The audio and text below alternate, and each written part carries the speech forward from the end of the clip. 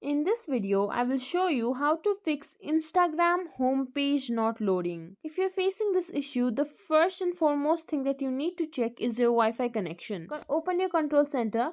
From here, check if your internet connection is stable, or you could try switching between your mobile data and internet connection. The next thing that you can do is simply turn on airplane mode. Leave it on for a few seconds.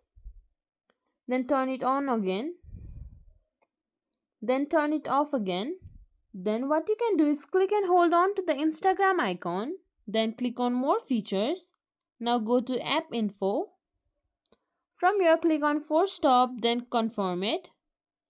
Then go to storage uses. Here you can find clear data and clear cache written in bright red. Make sure you click on clear cache. Now once your cache is cleared, open Play Store. In the search bar, search for Instagram. Here, check if there is any update available. If there is, then simply update your app. If your app is already up to date, what you can do is open Instagram.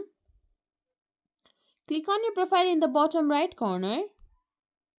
Then click on the 3-line menu bar in the top right. Scroll till the end. There you will find a logout button. Click on it.